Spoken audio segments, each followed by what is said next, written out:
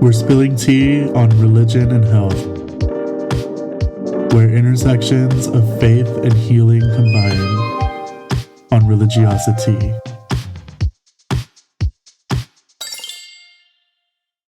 As this podcast discusses religious beliefs, religious experiences, personal testimonies, and mental and physical health, some of the content may be uncomfortable or triggering for some listeners.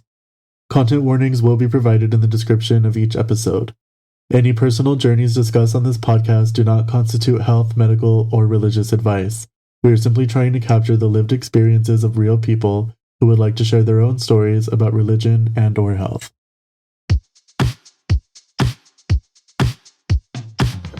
Today, I get to talk with my cousin Amberly and my partner Mark. You want to introduce yourselves? Hi, my name's Amberly. His cousin. I'm 27. I am active military, and I've lived in Japan and Spain, and I'm also gay. Period. I'm Mark. I'm Adrian's partner.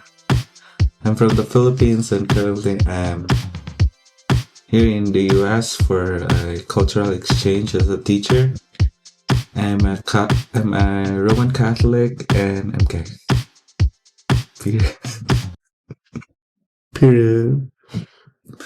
Alright, so both of you grew up Catholic. One of you grew up Mexican Catholic, and one of you grew up Catholic in the Philippines. I'll let the listeners guess which is which, but the results may shock you. Can you tell me a little bit about your experiences growing up in the Catholic faith? I guess for me, growing up Catholic, it was fun because we used to go to get messes, and our grandma, we used to have dances for the Virgin Mary, and I would go to church with them and stuff like that. So from what I remember, it was fun. There wasn't a lot of Catholicism, I guess, being learned because I was so small. And at some point, I guess, after my parents separated, I started going to Christian church, and that's when I definitely ruled out a religion, per se. I just wanted to follow my own path, I guess you could say. Me, in the Philippines, my grandmother, every Sunday she brings me to the church to hear mass, and we sit in in front. That's every Sunday, in the afternoon. And then in October, we pray the rosary every night. Not every year, but yeah, I can remember that. We pray the rosary.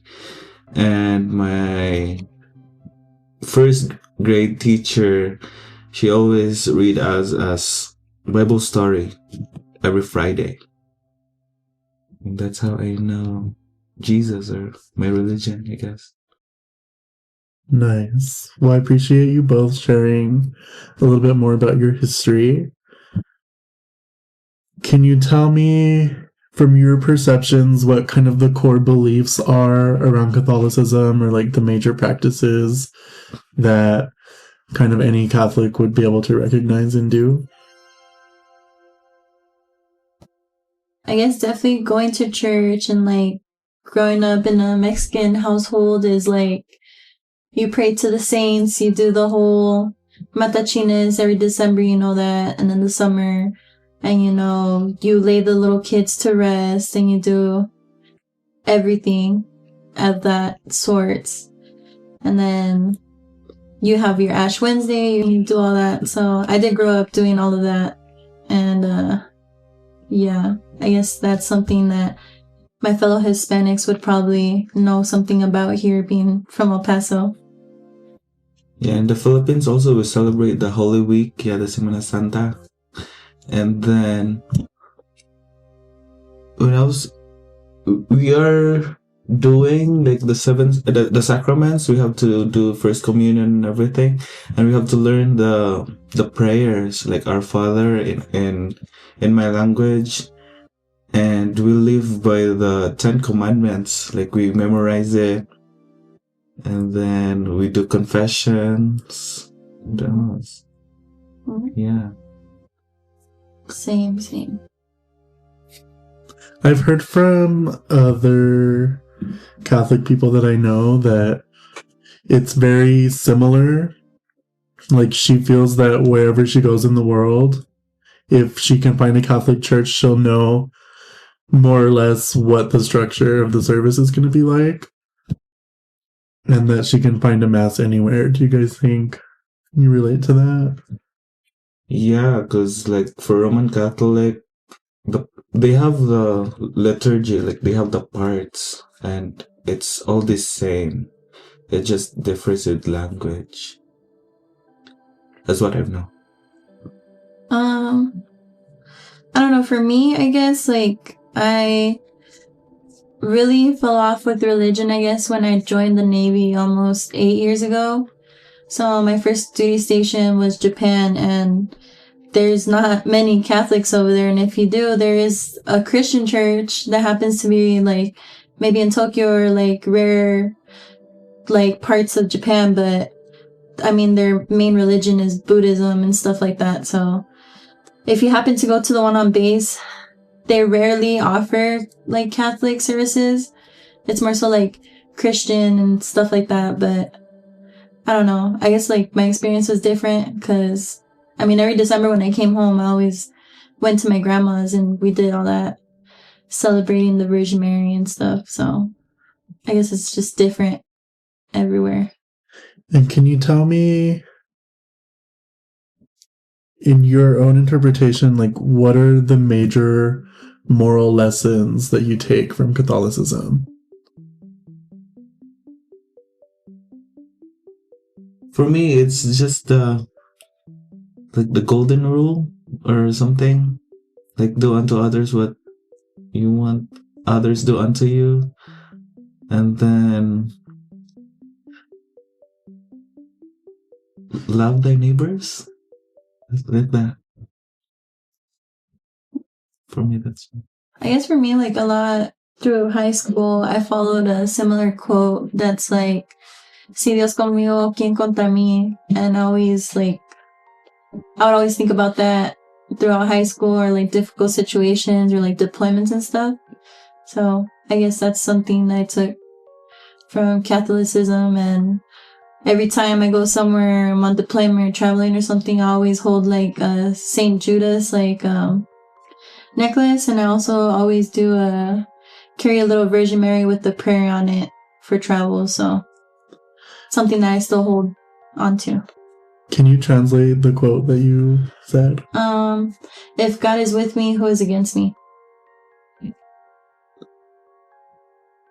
All right. And who are like the major players or key figures in this faith?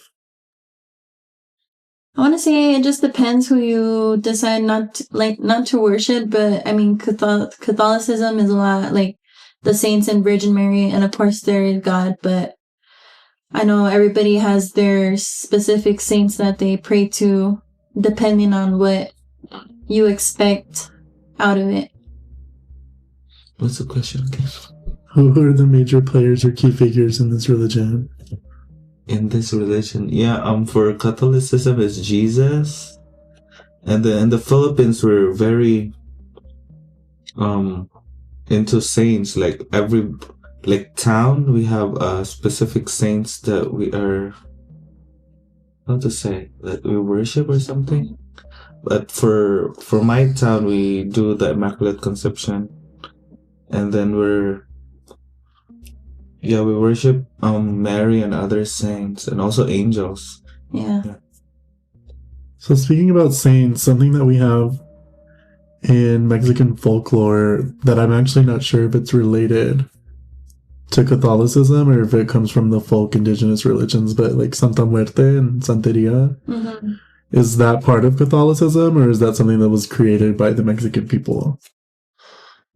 Well, I've had like family members, and I've also had friends that either they turn their faith to La Santa Muerte, which I grew up knowing as you're training your soul with the Grim Reaper itself, and you're gonna do and obey as it pleases, and it gives you everything that you want in life.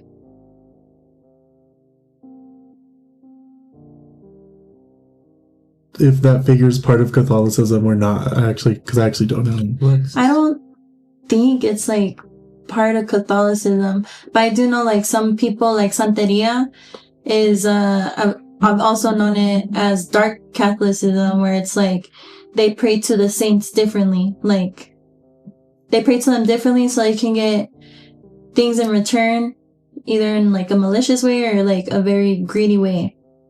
So it could intertwine because they can use the same saints, just pray to it differently and, like attach negative energy and stuff like that. So I've always known not to do that, basically. I guess it's witchcraft, whatever, brujeria. You don't have Santa Muerte in the Philippines? What is that? The Saint of Death? No. Okay. So for the listeners, that's just me clarifying something that I was confused on growing up Mexican American and not Catholic. Like I was like, Santa Muerte, like the saint, is it a Catholic saint or what is that? Had an uncle. Tío Alfonso, he was a believer of La Santa Muerte, and he lived a fabulous life. And he lived a fabulous life, guys. He won the lottery. He would go to the casino on a full moon, on a full blood moon every time, and win thousands of dollars. And he would come back. I remember he had a skull in his dresser, like a human skull on his dresser, and it had a black candle lit on it. So he would light it, leave it on, go to the casino, come back, give it apples, oranges, leave like $100 bill on it, and that man lived fabulous in his years. So to be a believer, I've seen things, so anything is possible. So in the Philippines, do they combine Catholicism with any of the prior folk religions that existed before colonization? Or do you think it's like a pretty pure interpretation of the Roman Catholic Church? I think growing up, it's just Roman Catholicism because we're colonized for 300 plus years by Spain. Our like religion before is gone. Yeah. Because as what I know that my ancestors will like worship the nature, like the sun, mountains, and A moment of silence to respect the colonization that happened across the world from Spain. So continuing on about the key players and major figures, do you have a favorite saint or a favorite figure? Me, when I was still like 4 years old, like I was in the crib, my grandmother will leave me a Santo Niño. It's like, I don't know how to. In the Philippines, like in Cebu specifically, in my island, people are very devoted to Santo Niño. It's the baby Jesus. So my grandmother will leave me like a Santo Niño figurine in my crib, and she will leave me alone in the house. So I think that's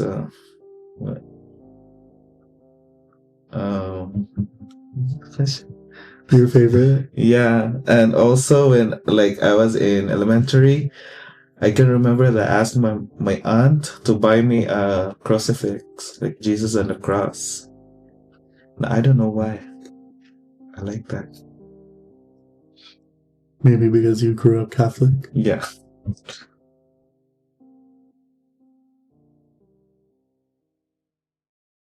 I guess for me, it's always been like the basic the Virgin Mary. Like I grew up around her. I've had like murals of her. I've had everything from her.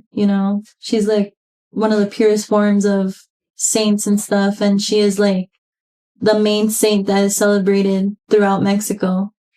Other than San Judas, but we all know San Judas is a different story too, but We don't know. Who's San Judas?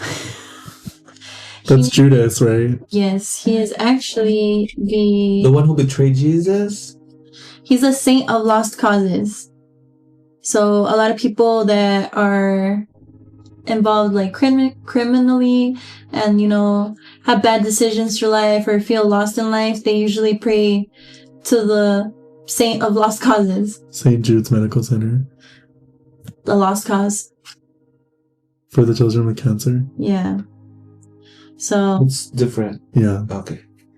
It's and not they Judas. also do they do have another, it's not really an acclaimed saint, but in Mexico it's Malverde, and he is not an official saint, but people usually pray for him too for money. So that's another big saint that they celebrate over there as well. And what's the difference between the Virgin Mary and La Virgen de Guadalupe?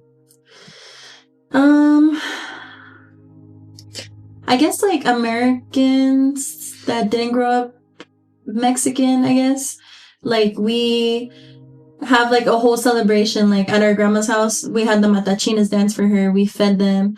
We did like the lighting. We did everything towards her. So it's like, I feel like it's a bigger worship for her than it would be as a American Catholic compared to a Mexican Catholic. As what I've known, it's just the same virgin. It's one of her apparition. Yeah. Yeah. So for those who don't know, La Virgen de Guadalupe, or the Virgin of Guadalupe, is an apparition of the Virgin Mary on the shirt of a farmer in central Mexico. And allegedly, there's a museum where they still have that shirt on display. So you can go, they have a whole cathedral in dedication to her. And it was one of the major iconographic moments that really solidified the Catholic faith in Mexico. It's like a very important myth of the conversion of the Mexican people into Catholicism. And that also plays into the matachines, which I don't know what the translation of matachine is, but they're performers who perform around specific holidays, particularly in December, related to the Virgin Mary and the conversion of Mexico. So they dress in indigenous costume and they dance and celebrate and pray to the Virgin Mary in celebration of the Catholicization of Mexico and of the indigenous devotion. They're like her dancers come and like spread love and devotion through dance, right? To show for her, I guess. Yeah. Yeah. But back to what you're saying about like the Mexican farmer and all that. Our nana actually one time, she used to babysit me when I was little, but it's weird that there's apparitions like that because there's a lot of that in Mexico. Like people find it in like food, they find it and stuff like that. I feel like that's why it's the main thing that shows up would be a Virgin Mary on a tortilla, on like anything that shows up. But my grandma did happen to have one show up on a bath towel that she had bought in Juarez, and she kept it for many, many years on display. I don't know if you remember that, but she kept it in the guest bathroom in the middle. It was maroon and like cream color. And she would always go over and show everybody, like, look, this is the path and there's the Virgin Mary. Next time you go over, because you'll probably go there before me, send me a picture. Yes, if you can still find have it. Yeah.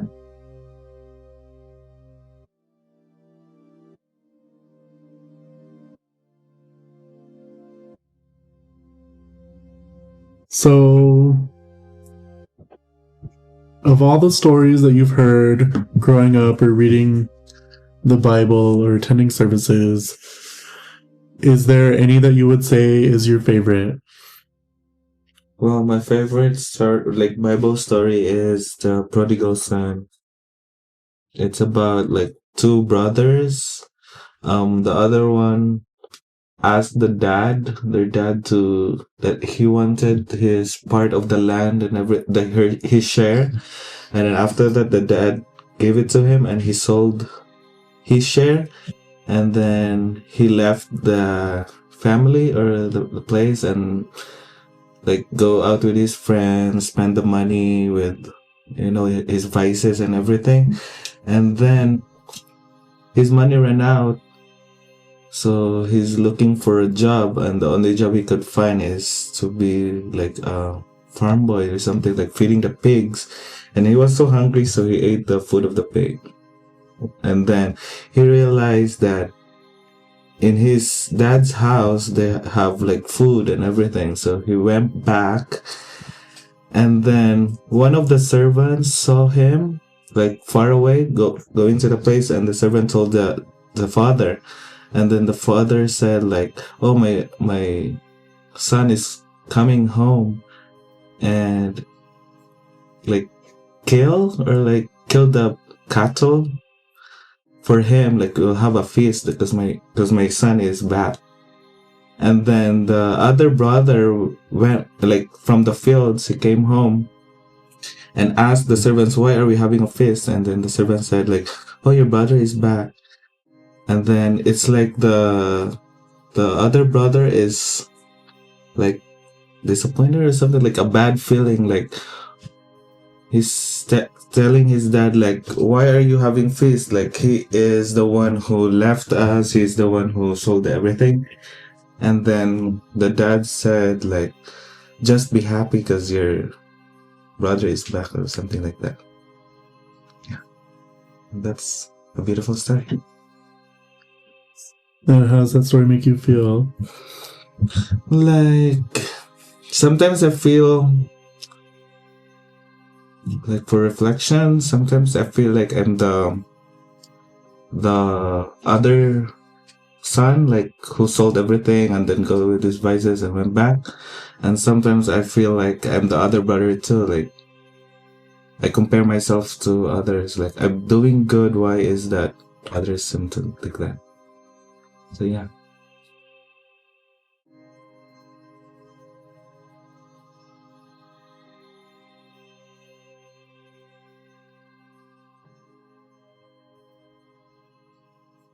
I remember my dad sat me down one time and said if I read the Bible all the way to the end, that my eyes were gonna melt out of my sockets. And I always remember that with a grain of salt.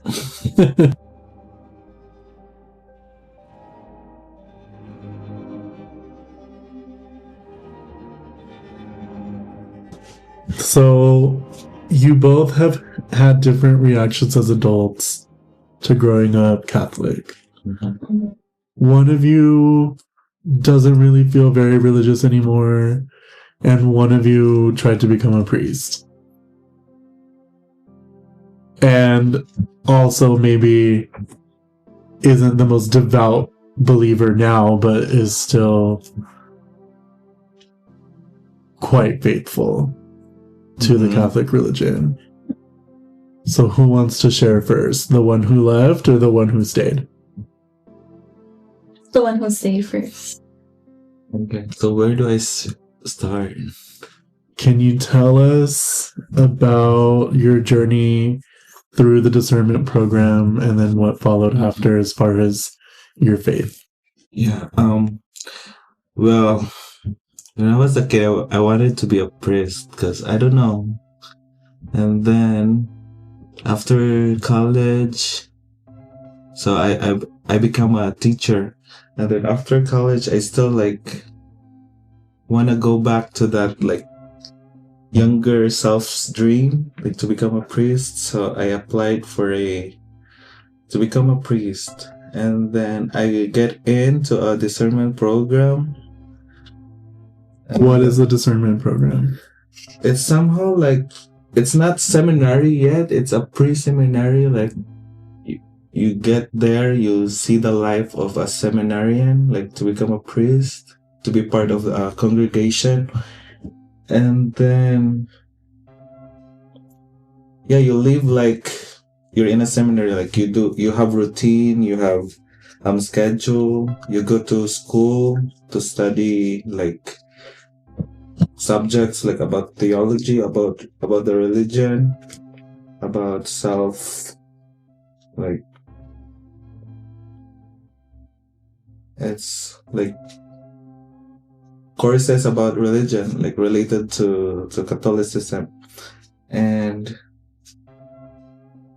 just that, and you'll meet people. Like every week we have like seminars, we have guest speakers from the like priest or like people from the religion, like from the congregation. And also that we have like spiritual director that will like we have consultation like meetings every month or every week, I don't know, I forget. And then you'll talk about like your process, like spirituality, your faith, and your vocation in general. So what was your overall experience going through that process? Well, it was supposed to be like 10 months, like a one school year, but I ended my journey after the first semester. Because after like 5 months, the last part, we had a retreat for 5 days. Like it's like a silent retreat. Then I decided not to continue. Why? Because I don't see myself like in that congregation per se, or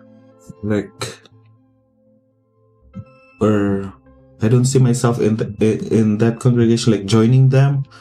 And I wanted to like join the other like congregation, like I don't know, it's not congregation, but it's another Parish? I don't know how to explain, because like in Catholicism, like for priests, we have the congregations like those Dominicans, like Franciscans, they are called congregation. And then we have also like priests who are in charge of a parish, like for a church. It's diocese, like a diocese. So it's diocesan. So I was planning, like after that discernment program, I was planning to join the diocese, but I did not. And how do you feel about your faith now? Well, I was for 27. I don't know how. I forgot my age when I first came here in the US, but let's say 27 years in the Philippines. I'm surrounded with Roman Catholicism, so all my life I've been exposed to that religion.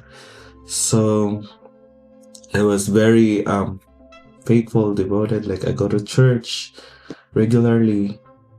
But now in the US, like I don't drive, so I can't go to church regularly. I don't want to spend money for Uber, so I don't.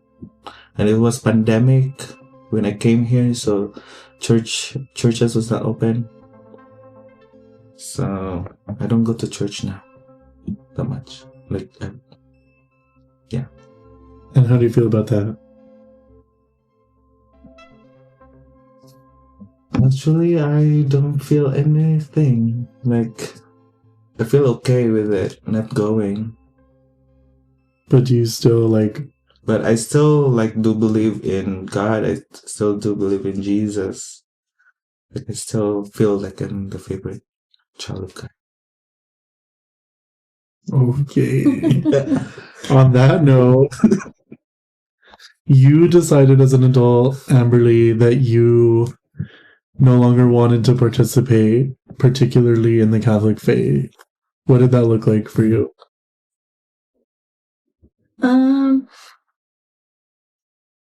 I guess like it was a lot of questioning myself and situations.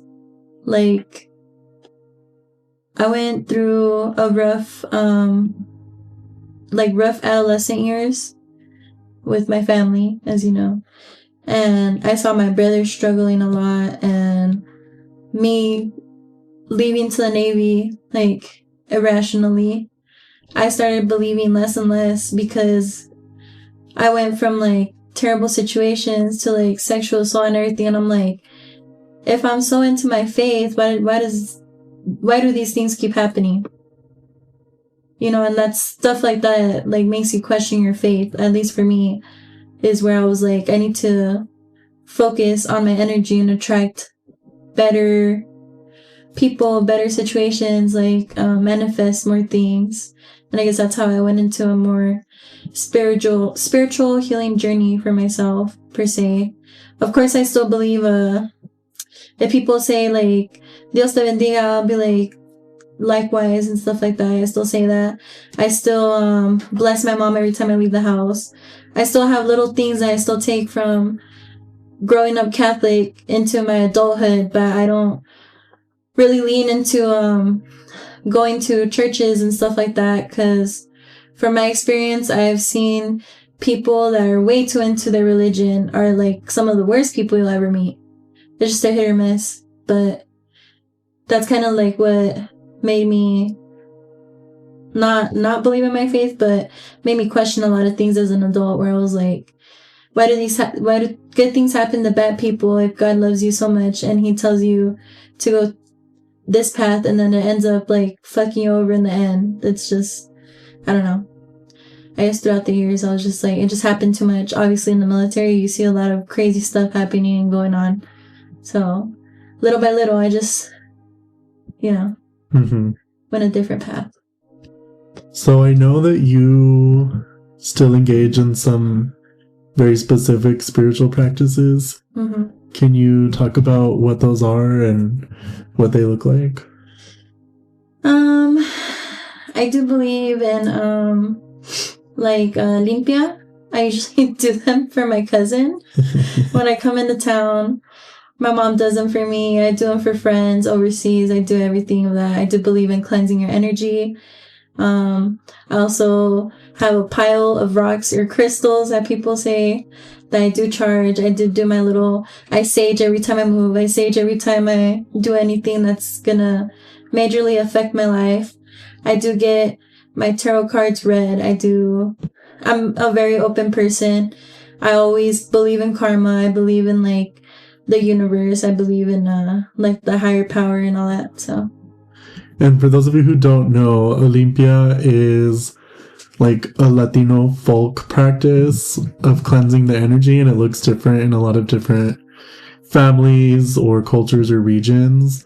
So in our family, we typically use eggs that are room temperature, and you pass it over someone's energy field and pray over them. And it's supposed to remove bad energies and rebalance you. And then you crack the egg in water. And it's a form of divination where you look into the water and see what the egg looks like and try and figure out what energies are working in your life. And then you put spices in there, mix it up, and get rid of it. You can take it to a crossroads if you want to get really spiritual, bury it in the earth, but we just flush it. Yeah. So typically it depends on like the type of reading the egg gives you. Usually if you have major spikes, it means that somebody is very envious of you around you and is wishing bad upon you. So when you do that, you're supposed to sleep with it under your bed, and then the next day you conceal it with chili powder, paprika, vinegar, everything, and then you were to dispose of it in whichever way you want to, preferably the toilet. And then if you see any like brown spots or dark spots or like really, really dark red spots, it means that someone is probably doing brujeria on you, or you're having health issues. And with that, you want to immediately seal it and flush it down the toilet. So it just depends on like, I guess, what region your family is from in Mexico, or like what you guys practice. But that's how I grew up, and that's how my family does it to each other. Nice. So have either of you done a lot of religious exploration into other like specific denominations or faiths?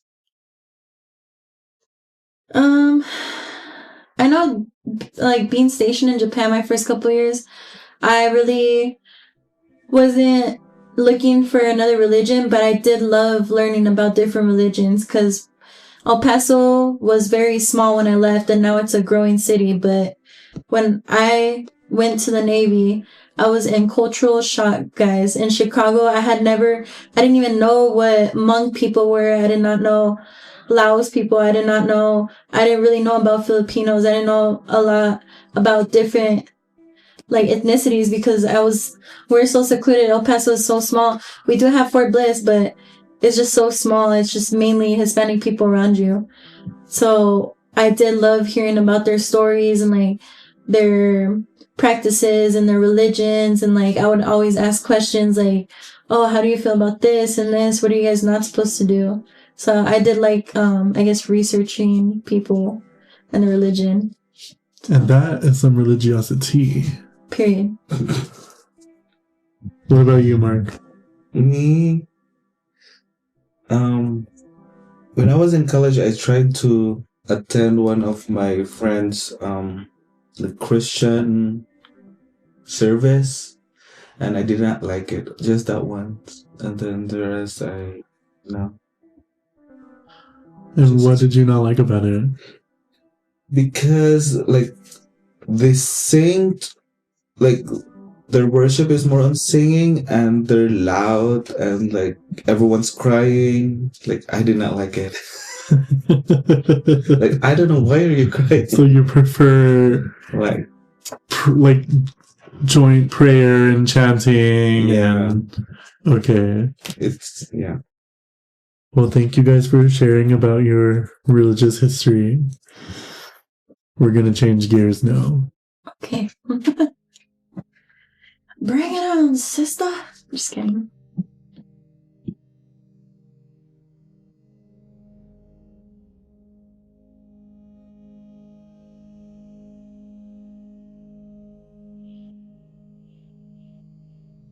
So, how do you think Catholicism growing up influenced your mental health? So knowing the 10 Commandments, like you should obey your parents. So I grew up with my grandmother, so she's very strict, and I cannot like talk back to her. And as a kid, like I think as I grow up, that's why I think I'm like silent, like shy, because I don't like talk back. So because I don't grow up like that. And like we like culture in general in the Philippines, like we look up to like seniors, like seniority. We have seniority in the Philippines. Like if that person is higher ranked than you or like older than you have to pay respect in general. And but I think for me, religion helps me in like with my mental health. Also, like knowing that there's God looking upon you, like keeping you safe. It's somehow, as a kid, like it makes me like more like safe or comfortable.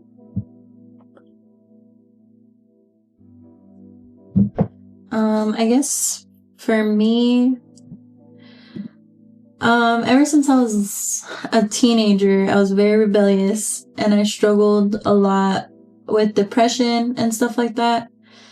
And I was really pressured to be like the perfect daughter. I got good grades. I did everything I was supposed to, but like Mark had said, I was always following the 10 Commandments, but it also made me a very, very sneaky teenager. So I guess like my mental health really declined at some point because I was really questioning myself. And of course, like now I am a grown woman in my late 20s and I am a lesbian. And for so many years I had to conceal that feeling that I had inside of me because, you know, you always have to listen to your parents. Like, they taught you that in church, and you have to do the 10 Commandments, or you're not gonna go to heaven. Like, you will go to hell. And I was so scared of it until, like, I got so fed up of it, and I'm like, I can't do this anymore. But it got really bad at some point. I was, like, trying to, you know, go into a different universe a couple times as a teenager. But, yeah, I guess it really affected my mental health, as in, I need to be perfect. Like, I can't make my parents look bad. Mm-hmm. I can't represent my parents in a bad way because I'm gay or because I want to get tattoos and piercings. Like, it was very, it was a mental struggle against my liberating thoughts that I wanted to have, and I wanted to feel free.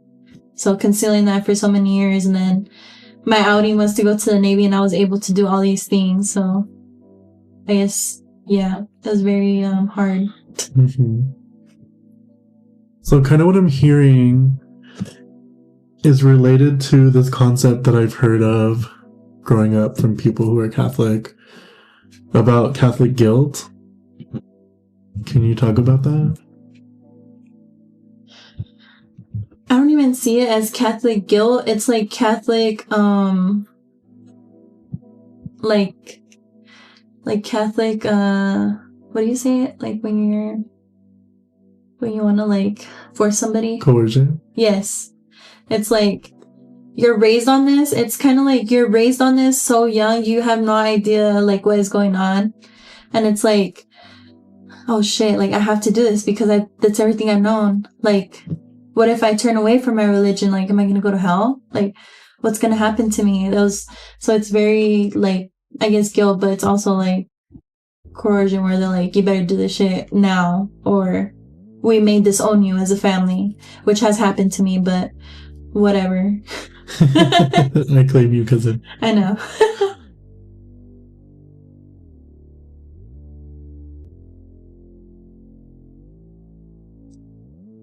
So how would each of you define well-being? It's like being healthy, like physically, mentally also, and maybe spiritually. What about you? Yeah, I think it's like for your well-being is like learning how to be kind and healthy to yourself, like spiritually, mentally, physically, learning, having those attributes to pass down to friends that may need it for their well-being, like caring for people genuinely. And yeah, I guess that's what I think of well-being. I think it's interesting that Mark said well-being last, and not well-being, spirituality last, and you said it first. It's because your energy attracts what you want around yourself. Because for many years, I attracted very negative people around my life, and I was drinking, I was like going out every night, I was doing everything, and it was like very close-minded people that just had one thing, was to get drunk and like go out and have fun, whatever. But when you attract good energy around you, like you see a shift in your well-being, like your personality, your face, even like everything, you're like detoxing. So I feel like that's why spirituality is really big for me. It was a turning point. Yeah. So interesting. So what does the term spiritual health mean for you? Spiritual health for me, I guess it just means like I'm a very overwhelmed person, and I get annoyed very quickly. So sometimes I have to step back and I go MIA on people, and I have to really process what has gone on and what I can do to improve and how I want it to look like in the future. So I'll usually like not meditate, but I'll do things on my own where I can like refocus my energy into something that I want to pour it into. So for me, it's like you have to have your spiritual health at 100% for you to truly focus on what you want to get out of life in that moment and in the future. Mm-hmm.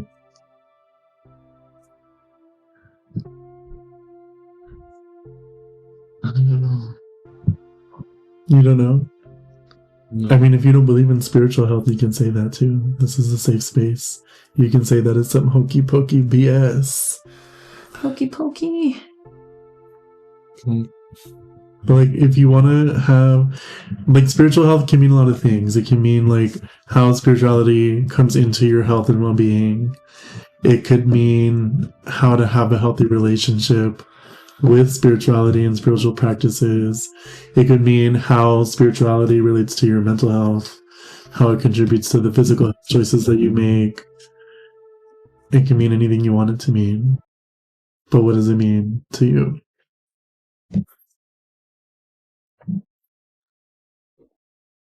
I can't explain. Like, spiritual health for me is that, growing up is that I feel like if I don't go to church, I feel like for the next week, for like Sunday is the church, and then for Monday, like I feel like less energy or something. Like I think that's the religious guilt, I guess, also too. Like, but if I go to church, like for the next week, I feel like energized. Like I feel like I fulfilled something. Like I did something good. Yeah. But now, really, like if I just pray on my own, like in the morning or before going to bed, and sometimes like random things, like on my way going to work or going to home, like I have like silent moments with myself, and I just like think and like somehow talk to God, and somehow it's like kind of relieving my stress. And So you both mentioned similar concepts of like centering yourself, rebalancing your energy, refocusing, reconnecting. Are there any specific practices within your different spiritual practices now? So for you, maybe still within Catholicism, for you within your, different spiritual things that you do, is there any one specific thing that you think helps you the most with your mental health or with your emotional regulation? I think, like for me, I like how I say I have to back up and like recenter myself.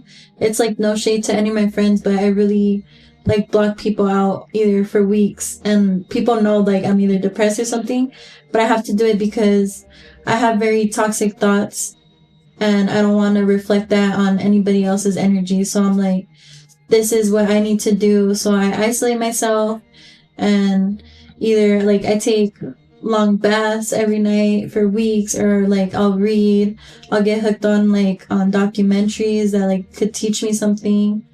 I go to the gym. What else? I like to bake a lot, so I'll like stress bake, and I do like a lot of like little research on like the moon and my horoscope and stuff. So like, Mercury is in Gatorade, I know I'm gonna act up, so. Mercury's in retrograde right now, so. Oh no. But like, I'm hearing a lot of just secular things, which is fine. Like, that's valid. But I'm wondering if there's any spiritual thing that you do, whether it's meditation, prayer, crystal healing. Oh, I definitely use my crystals, and I'll definitely cleanse, because like I'll feel like my body tense up where I'm like so like overwhelmed with like energy that I'm like, I need to cleanse myself. So I would like light up some sage or palo santo and just sit in my living room and just like inhale it and really try and clear my thoughts, where I'm like, okay, this is what I need to do next to make myself feel re-energized again. Can you describe what that looks like as a process? Like step 1, step 2? I guess like my step 1 is me recognizing that I'm getting overwhelmed before I explode. And then my step 2 is like, okay, my course of action. Of course, I'm in the military, so I have to find energy and time for me to do this. So usually I'll do it like on a weekend or like on a Sunday or something. And I'll just like sit there in silence, and like I light up a candle, I light up the Palo Santo or something, and I really like to journal, and I'll journal my thoughts, and I'll journal like what my next course of actions are to improve on it. Mm-hmm. And I'll usually, like I said, I'll go MIA on everybody. It'll be like, it's like I'm in a haze. I wake up a week later and I'm like calling my mom or my brother, and I'm like, hey, how you guys been? They're like, you haven't called us for like 14 days now. Like, what's going on? But I can't express to them how I have been feeling and stuff like that, because I don't want to I don't want to transfer that energy to them.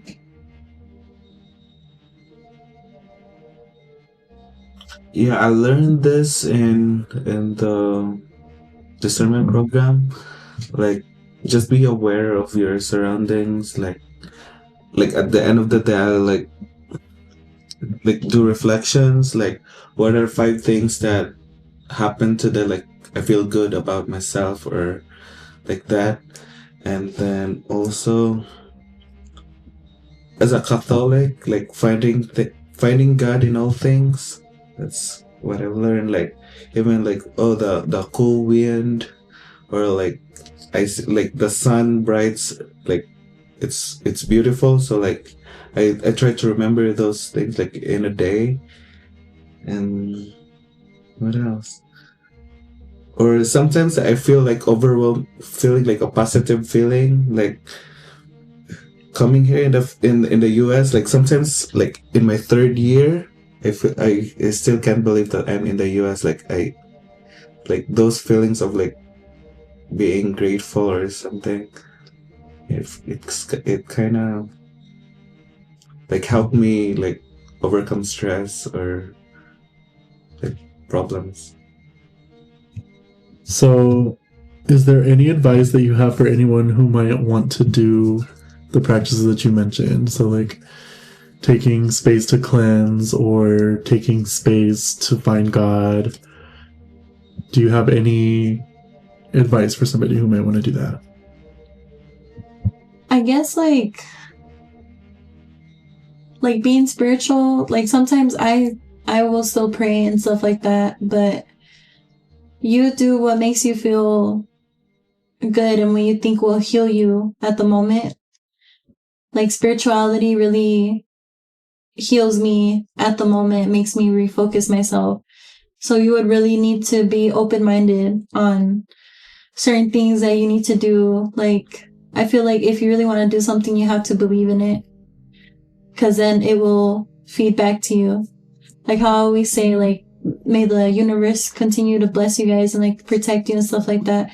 You have to believe like in higher power and know that all reflects on your energy. What you put out is what you're going to get in return. So just do research, I guess, and see if it's for you. And if it's not, just try again. Try another thing that might help you. Mm-hmm. For me, it's just like find a quiet place for yourself, like where you feel calm.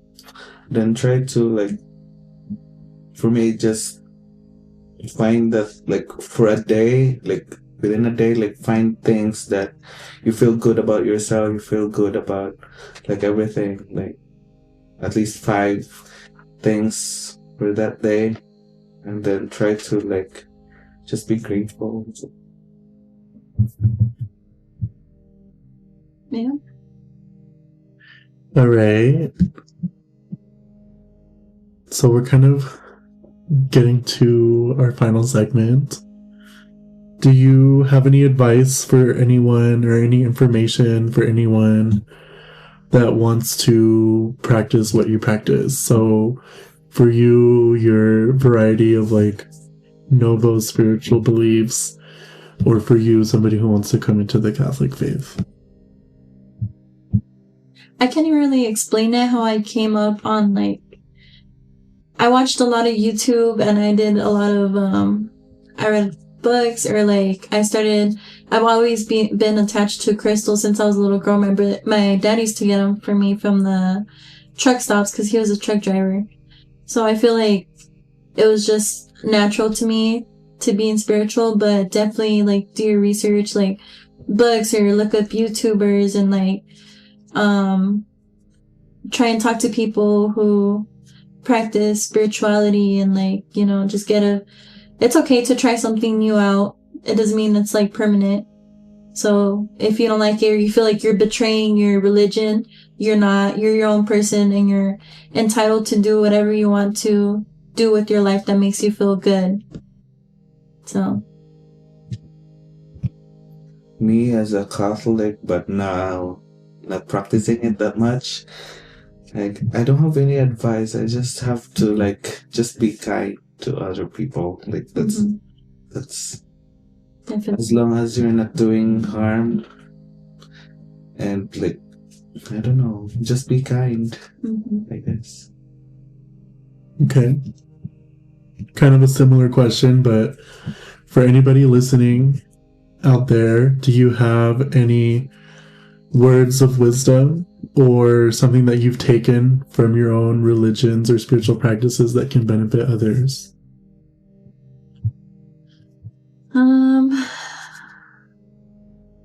I guess, don't let anybody tell you that you can't do it. Don't feel guilty for doing something that makes you happy.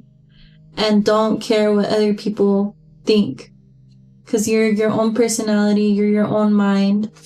And whatever you think is going to be what you think. And it's if you want to share it to other people, if you want to let them in. But just be your own person. And like Mark said, be kind.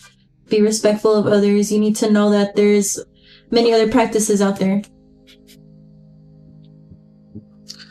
Words of wisdom, like I don't know specifically which Bible verse it is, but it something in the somewhere in the Old Testament, like you are wonderfully made.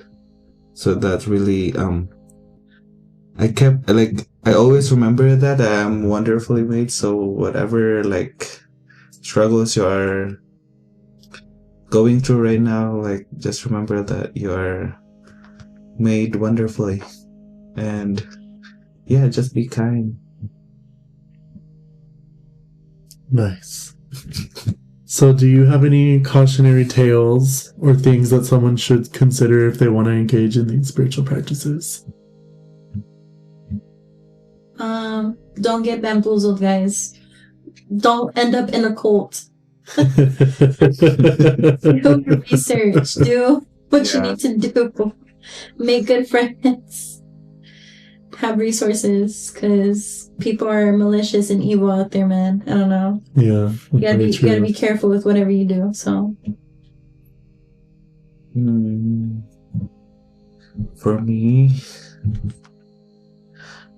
just do what works for you. Like, I don't know. All right. I think we've spilled the tea. I want to thank you for being on this podcast. And I want to thank the listeners. You've made it this far. I hope to see you around in the future. Follow my Insta at ReligiosiTea. And you can also follow me on Threads. Period. Period. Bye. Bye. Bye. Bye.